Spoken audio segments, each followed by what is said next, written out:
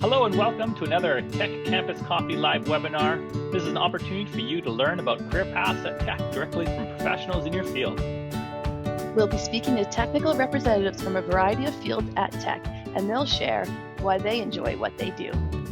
Participants also have a chance to directly ask speakers and recruiters questions and get a good understanding of why Tech is a great place to work, as well as where your strengths, talents, and learning opportunities lie.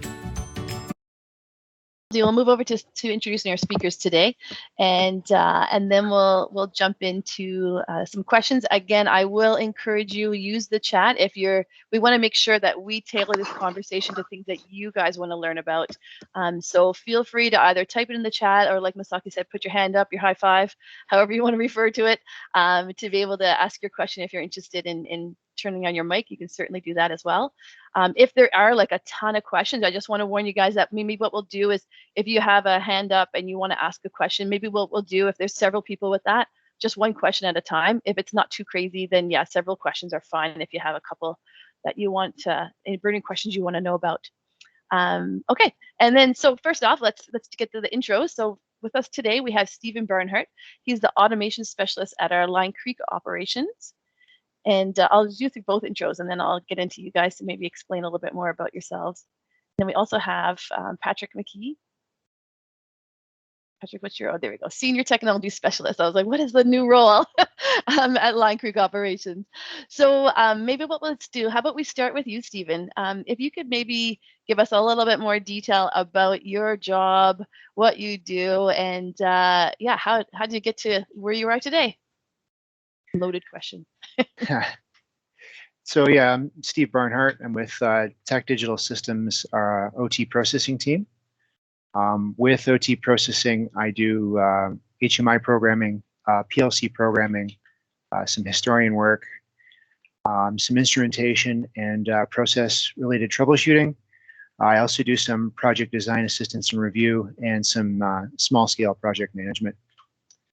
Pat and I work together to support most or all of the operations in the Elk Valley, as well as a few scattered about other operations as well. Great. All right, Patrick, do you want to talk a little about your experience? Sure. Yeah. Lots of acronyms. We apologize, but lots of jargon. Ask lots of questions at the end or during when we're talking if anything's unclear. Yeah. So like Steve said, he works primarily at the PLC level when Stacy was talking about getting data out to Race 21 out to the cloud. There's a lot of things in the middle that get data out there. There's a lot of stuff that transfers that data out in a secure way. So a lot of what we do is to facilitate that data from getting from the PLC level, from the instrument level, out to the historians and out to the cloud kind of data lakes where some of the analytics teams can use that data, as well as bringing that data into other systems and kind of integrating it all together. That's one component of what we do.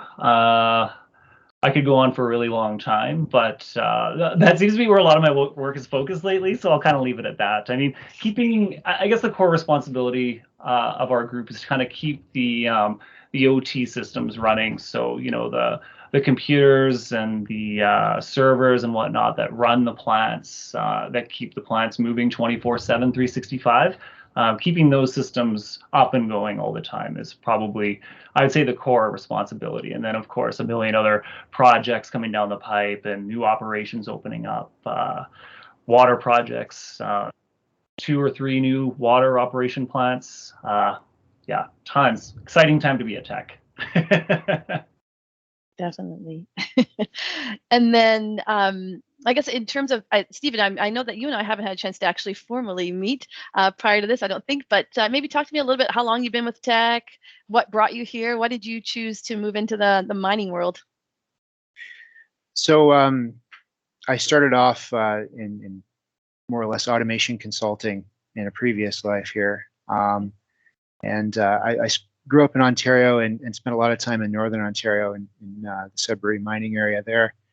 And I had taken a brief trip out to do an engineering design competition called Mining Games back in 2016, and I was really inspired by the beauty of the area and the whole breadth of great outdoor experiences that BC has to offer. So I when looking for a career transition change there, decided to jump on with Teck and sort of get to explore more of the outdoors and all that BC had to offer. Nice. Yeah, because I know, and the reason why I asked this type of question is I'm sure maybe people on the line too are thinking the same thing when they went into whether they're in computer engineering or computer science. Maybe the first top of their list of industries they're going to work for often isn't mining, but yeah, it's neat to hear like how people kind of get into the field, because it's certainly some great opportunities, and it really is a different opportunity for people to think about that. They don't realize the breadth of the different opportunities that we do have. Patrick, this is not going to be a plug for the co-op program, but it's kind of a plug to the co-op program. How did you start at Teck? Oh, yes. Okay. Well, 5 years ago, Stacy and I had an interview for a co-op position, and I took it. It was a total fluke. I didn't really have any insight to what I would be doing. I had no real experience, but I looked up Fernie and I saw how great the skiing was there, so I decided to give it a go. Yeah, that's really just fluke. Yeah, the co-op experience, and I loved it. Cool. So it wasn't my like sales pitch on technology and mining? Foiled again. What was it? I don't know. It sounded interesting. It sounded like something a little bit different. Because like probably a lot of people on this call, what does a career prospect look like? For me, it was a computer science student. Like it was hard to imagine a job that wasn't sitting in a cubicle programming. Like I just assumed that's what all of the computer science jobs are going to be. So when I kind of got some exposure to this, and it was, industrial, boots on the ground, the computers are across catwalks running like really big equipment, I was just blown away with how cool that was. So that was, I think when I got into the plants and saw the operation, like in the real, that's when I was hooked. Awesome. That's great. Thanks. All right. I've got lots of questions, but I think Sam, hey, Sam, how's it going? You have a question? You have your hand up? Hi, yes. Hi, Stacy. Hi, everyone. My name is Samuel, but everyone calls me Sam. And I'm presently my fourth year of chemical engineering. And my question is really about Race 21. So I'm applying for the chemical engineering role at Teck, but I'm wondering, how does Race 21 come into the chemical engineering roles and other roles at Teck in general? And the follow-up question to that would be, are there any opportunities in Teck to learn about data science or data analytics through the Race 21 program? Because I've used Python and some data analysis softwares and programming language, but I don't have a formal data science background. So I'm just wondering, would there be an opportunity to learn about data science through the Race 21 program at Teck if I'm in the chemical engineering co-op role? Yes, this is a very general question. I don't know who exactly to direct it at. So. That's awesome, Sam. We'll sort our way through it, I'm sure. Steve, do you want to sort of comment on that, I guess, in terms of the you're the lucky candidate. So the first question, as a chemical engineering graduate, you'll definitely get involved with a lot of detailed process-based, sort of projects, and race in general, in terms of its scope, it's more or less looking to renew plant infrastructure to allow us to get more data out of our processes in our plants, and to take that data and from there bring it up into the cloud and then do processing and predictive analytics on it, and potentially work our way towards advanced process control techniques. In terms of your progression as a data scientist or a potential data scientist in that role, you would definitely get exposed to the various links in the chain where we would pull data from the individual process components all the way up into the cloud. And potentially, the sky's the limit there. You could have endless potential for, bringing in data and working with it. Awesome. Thank you so much. Do you want to comment too, Patrick, or does that cover it for you? Oh, that was pretty good. I'll add, and I didn't want to overspeak, with HR here, but I know during my, there's been years when the budget was there that, if you're interested in something and you could gain a skill that would provide value to Teck, they'll invest in you and, help you get those skills. So if you're finding, yes, you're in chemical engineering, if you're finding that, you can, use some data analytics tools or skills in your position that would help drive value for your team, Teck, in my experience, has invested that. Yeah, that's a great point to bring up. I often say that with people too. Like, we may not have it on the job posting, Sam, and we might not say like we need this data analytics skill set, but then you come in and you offer something that we didn't even know we needed or wanted at the time.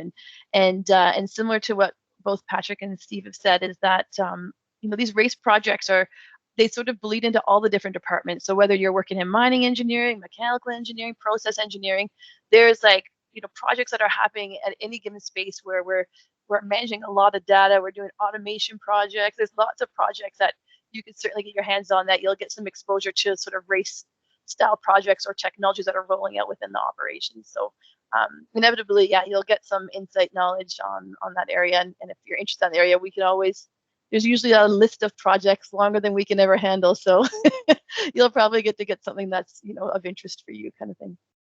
That's awesome to hear. Thank you so much. Yeah, thanks Patrick and Steve. Welcome. All right, we've got another question here, another hand up from, is it Isidore? It's Isidore. So I'm curious about the kind of range of the projects that are done with the analytics and automation. So I'm wondering, is it largely work focusing on analytics to improve overall strategic goals, or is it more connected with direct automation on short-term projects? Or is it both? And I'm sorry, I don't know who to direct it to. That's okay. Well, let's pick on Patrick first this time. I figured you're going that way. So the answer to your question is yes. All of the above. I mean, so we're still pretty early in the using advanced analytics to write back to the process. That is in the roadmap, but at this point, I'd say the majority of it. Well, at this point, we're at the point of getting the data into the cloud so that they can analyze it and use predictive models, but more so in predictive maintenance, trying to foresee, expensive things before they happen. So I'd say that's where I think, as we move forward, we've got some initiatives on the way starting to pave the road for, a popular catchphrase these days is advanced process control. So kind of using some of those predictive models to optimize the process based on, multivariable algorithms that are way too fancy for me to figure out. Did that answer your question? Yes, it does. It does answer the question. Thank you. Wonderful. Thanks for the question. Awesome. All right. If there's any other questions, feel free to jump in. I guess I'm kind of curious, obviously, for people on the line that might be thinking about a co-op position with Teck, and we've sort of alluded to it a few times, and obviously that's where Patrick sort of started. Can you talk to us a little bit about what you could expect or what kind of experience are co-ops getting? Patrick, you talked about your first experience, you come into this industrial environment. Maybe talk to us a little bit about co-ops that have worked for you. What kind of projects are they working on? What sort of things are they doing as a co-op with Teck? Well, the good thing with us is that we're so unbelievably busy that there's so much work that we can really, pick and choose what's best suited for our co-ops, So we get a wide range of co-ops, from skill sets to just overall experience. Right now we have one that's pretty green, so we're not going to throw her these really hard problems right out of the gate. And at the same time, we also have a co-op that's really keen on automation and PLC programming. So there's, as I mentioned, there's just an excess of work. We're turning down work on a daily basis. So, we can easily find something tailored for, their skill set. So to answer your question, what to expect? Expect that you will be challenged and you will be able to, if you're want to come in, punch out, and just get what's done, that's fine. But if you want to come in and learn as much as you possibly can, and just take everything that's thrown at you, you can really get a lot of exposure to basically everything that we do. Awesome. And then, but the students get maybe Steve, you can speak to this. In terms of site exposure, Patrick talked a little bit about when he first arrived. Would they get into the field a little bit and get to see what the processing plant's like? Maybe talk to us a little bit about that.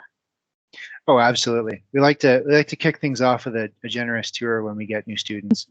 Like to take them around, show them all the sites that we can as the workflow permits. Whether it be for students switch installation, whether it be in the field patching, in the field troubleshooting with our different process control terminals and stuff. We do try and get them out as much as we can and show them as much as we can. Awesome, that's great. And I have a co-op student here that's on the line, Logan. And Logan works for a little bit of a different team than you guys. But maybe, Logan, if you want to jump on and maybe just talk to us a little bit, because I think, I can talk about the co-op experience and we can all say what we think they're experiencing. But maybe Logan could speak to his experience and what he's had a chance to do working at Teck. Sure. So I'm Logan. I'm part of the mining systems team, which is Patrick and Steven are part of processing, which is in the plant. Mining systems, it's part of the equipment, which is in the actual pit. So haul trucks and shovels and absolutely insane size machinery. These are all running different computers and different software and all sorts of stuff. So I work a lot with those computers and anything from hardware installations to Windows troubleshooting to third party to even developing our own apps to run on all of them. It's definitely a wide array of tasks, never a dull day. Being part of operational technology, there's always problems coming in. Some of them you just got to reboot and solve the problem. Other stuff, we've been working on one problem for 3 weeks now. Haven't gotten anywhere, but it's definitely been an enjoyable experience. Learned lots of stuff, got to use all sorts of cool things like MQTT, which is a pretty new IoT protocol, working with high precision GPSs. It's been great. Other than working, living in the Elk Valley is really nice. Skiing is absolutely amazing here. So started mountain biking as soon as I got here, which is also really fun. And then if you're not an adrenaline junkie, you can just go for hikes and stuff and enjoy the mountains. That's awesome. Thanks, Logan. And I guess quick question to add to that, because I know I've asked the other guys. What brought you to mining then? Had you thought about mining was going to be where you're going to work when you started your program, or what sort of drew you to the industry? Well, I definitely had not thought of mining early on. Something that's really good about this position is, as opposed to a traditional development job, is the real-time aspect of it. Not being in a cubicle all day, like Patrick mentioned, can be a little soul-crushing. I think we all know that from online school.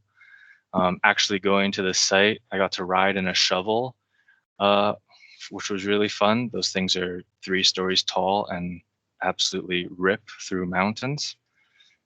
So I think that is probably one of the big things that really drew me to positions like this is, actually getting to move around, having challenges constantly thrown at you, and not just focusing on simply writing code nonstop all day. Yeah, awesome. That's great. And this will be a question. I'm mindful of time. I know we have a few more minutes, and I will deal with the question on new grad opportunities in the chat there in a second here. But I'm keen to, while we have everybody on the line here, to ask, like, are there any skill sets? So as a new graduate or even a co-op coming on board with Teck, for your particular teams, maybe we'll start with you, Steve. Is there any skill sets or experience that students should have coming into this that you think would really set them up for success in a role here?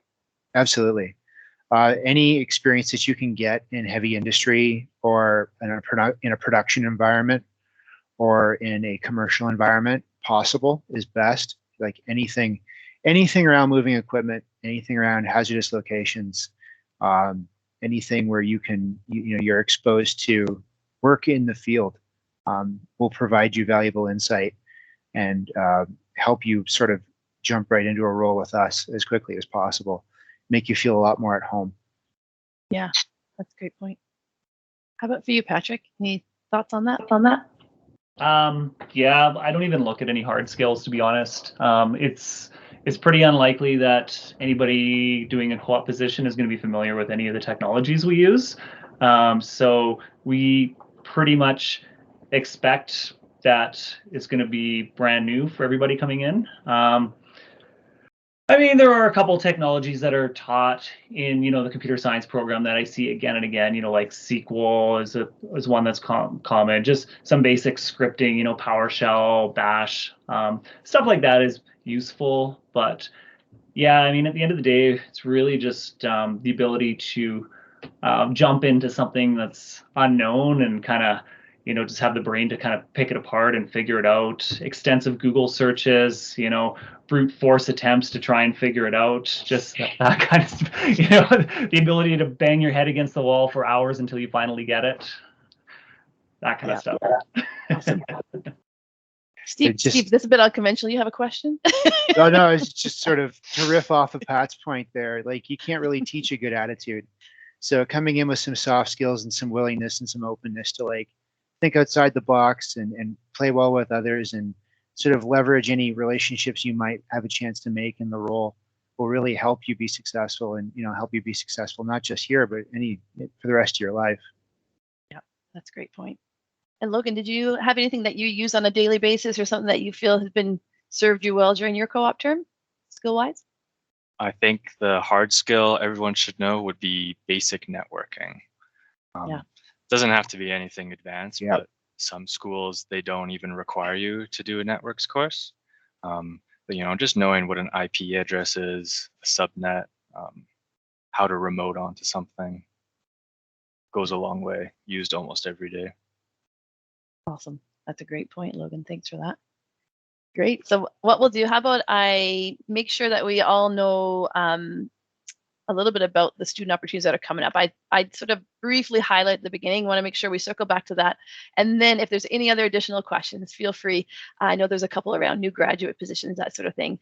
But yeah, so for co-op positions, like I mentioned, we do have them currently posted. We're currently recruiting for the January 2022 term. Most of our co-op positions tend to be 8 months in duration, up to 12 months, 16 months we've gone up to, depending on the role and our approvals. And we do recruit every 4 months. So in January, we'll be recruiting for May and vice versa, May into September. And like you said, there's over 232 students we've hired this year already. And now we're already starting to recruit for 2022. So we do rely heavily on our students. And from the conversation today, you can certainly tell that our students get lots of responsibility and lots of fun projects, which makes it a pretty awesome experience. And for us, it's a great way for us to build a talent pool for future opportunities. So like Patrick sort of alluded to, we got them in as a co-op, you did a great job. And those are the people that, hey, I really do like mining. It's pretty awesome. And so they tend to come back and work for full-time opportunity as well. So it's a great way to get a foot in the door and really try out the industry to understand what kind of opportunities we do have. So for new graduate positions, we also do have postings on our website. We don't have sort of scheduled times a year that we do hire new grads or engineers in training, depending on what area you're going into, but it's pretty ongoing as needed. So basically, if you keep an eye on teck.com/careers, you can set yourself up for job alerts as a new graduate, and as a job comes out that might be, you can sort of have some keywords there that basically they'll ping you when that position comes up, and then you can see it, just because it's a lot to wade through. Truthfully, there's a lot of positions right now. We're doing a lot of recruitment. Lots of projects are flying. The price of coal, like Misaki mentioned, is through the roof. Copper's doing really well as well. So we're doing lots of hiring right now. And so yeah, for sure. Yeah, keep an eye on the website, and you certainly can likely find an opportunity that's going to be appealing for you, whether it's with race or with the operational side of things. Yeah, we do evaluate. I don't think I did mention, I don't know if the slide is ready or not, but we do evaluations for students once they are leaving their co-op as well. And that's also an avenue for us to make sure we have some insight about their opportunities, so that we can share it with anybody who is looking to hire a student later on down the road. Then we have that information on their file for them for future applications. And here's a few comments from some students that have worked for us in the past about their experience. And again, I know we heard Logan speak today a little bit, but certainly this sort of speaks volumes about the kind of experience that people are getting when they come on board with Teck. Sam, I see that you have a question. I think we have a few more minutes. Yeah, you want to ask another question? Yeah, this is more like a follow-up question to one of the questions I had last week. But I was wondering, is there a different interview for different operations at Teck? For example, if you've applied for Trail and you've applied for the Elk Valley, will there be 2 different interviews, or will there be just one, and then you get to choose which operations to go to? Yes, sometimes. I guess this is my politician's answer to your question, so bear with me. But there's a few different avenues that we go down. So we'd work really closely with the different operations. So like the coal division works really closely with the trail operations, with our Highland Valley copper operations, and only because we make sure we don't want to step on each other's toes in terms of considering candidates. But often what will happen is we may go through different processes in terms of the interviews. So yeah, you may have to go through 2 interviews if you've applied for trail and you applied for coal. And then, but then often what will happen too, if you have a conversation with coal and you say, you know what, the trail, I've applied for trail, it sounds really awesome, then yeah, we're going to hand you over to trail, likely to be considered there. If you're open to both opportunities, then what we would do is obviously see if you have a preference, but then also look at the business needs and figure out where we think you'd be the best fit based on your skill set and then the needs of the team at that time. So yeah, that's sort of my politician's answer. That yeah, you'll likely have to go through a couple processes, but at times there's been times where we've handed people over from one operation to the other and shared candidates that way, if the candidate's open to it. Awesome. Yeah, that's very helpful. Thank you. Yeah, no worries. Thanks. Great. I think there's another. Is it Jemima? There's a question there? Yes, it is. Hi. Hi. I'm an electrical engineering student in the co-op program. And I was just wondering, I had a look at your website in the careers page, and it shows that there was only opportunities in Trail, BC. I was kind of wondering if there was anything else, like maybe in the Vancouver area, since that's where the headquarters are, or if it was just Trail specifically. Yeah, for electrical engineers this upcoming term, I think Trail is the only one that has an opportunity. Now, that being said, Jemima, I will warn you, and I've people who've been on a call with me before probably have heard me say this a few times, but we sometimes don't name our positions always exactly what you would expect them to be. So if you're in electrical engineering, it might not be called electrical engineering co-op. It might be, we might have an opportunity in our business improvement group where you could be doing a little bit of data analytics by working with a maintenance team, because we do hire electricals under our maintenance group.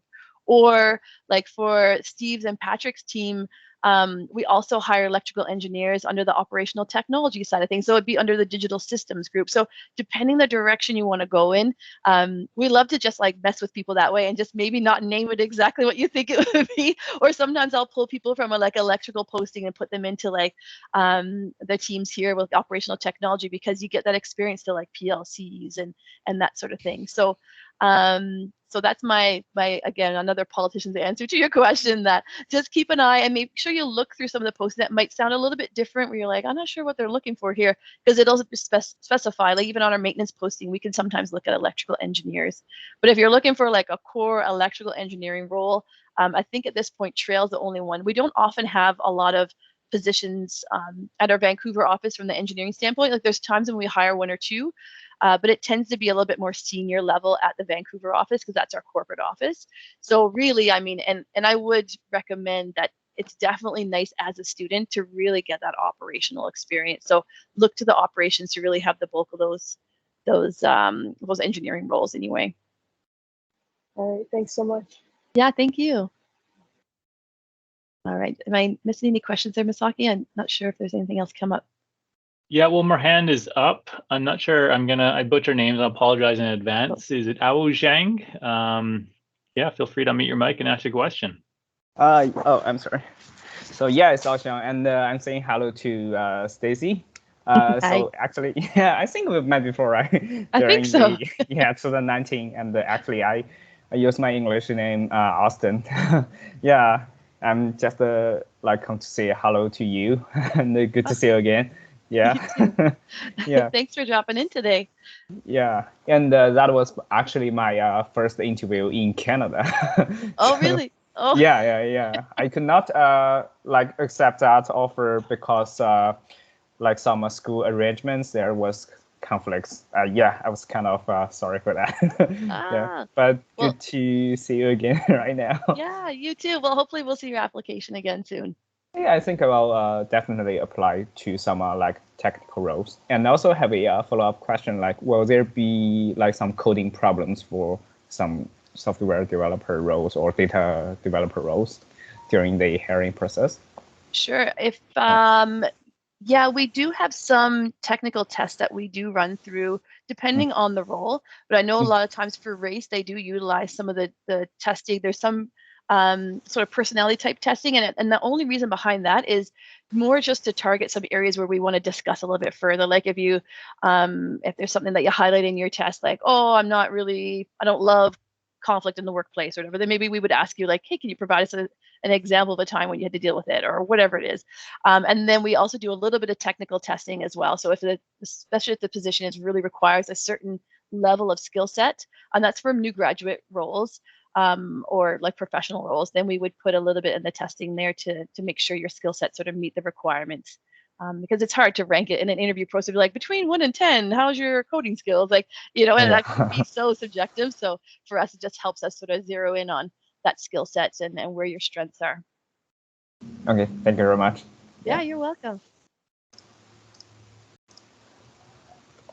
All right, any other questions that we have? I think someone had asked about new grad positions as well. So interested in new grad positions after doing tech related. Yeah, okay, so sorry, that wasn't a question, that was more a comment. That's great. Yeah, and sort of highlighted, someone's asked about like new grad positions, like wanted to do maybe more technology type roles as a new grad, even if you're not in like computer science or computer engineering. And those opportunities, like we highlighted earlier, certainly there to get some experience in those fields, in the various fields, because we're going to have technology projects rolling out in various areas. Any other questions, Misaki, that I'm missing? You'll be my eyes here. I think you're good. We got it's mostly about grad EIT, that last one from Jose about what sort of EIT programs are there. Yeah, I think. Yeah, for EITs, I sort of alluded to it quickly in the trivia, but yeah, engineering training is what EIT refers to. 18 months usually in duration, but it's not set in stone by any stretch, and that's giving you a good variety of experience. It is a little bit self-directed, I guess would be a good way to explain it, in that we don't say like you're going to start here, you're going to go here, here, and here. A lot of it is based on business need and also where the person's interests are as well, and what kind of experience they're hoping to get. Like if they highlight in their personal performance that they really want to get business exposure, and then they want to get, so then maybe we make sure we get them into the financial side, depending on the discipline. I know I'm speaking really vaguely about it, but it really depends on which area you're going into. And then sometimes you just apply into other jobs just to get that variety of experience, like internally. So we make those opportunities available.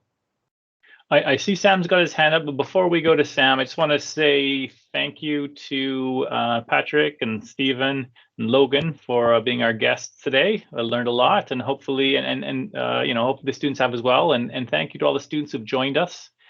We really appreciate you taking time to learn about opportunities at Teck. We'd also like to learn from you.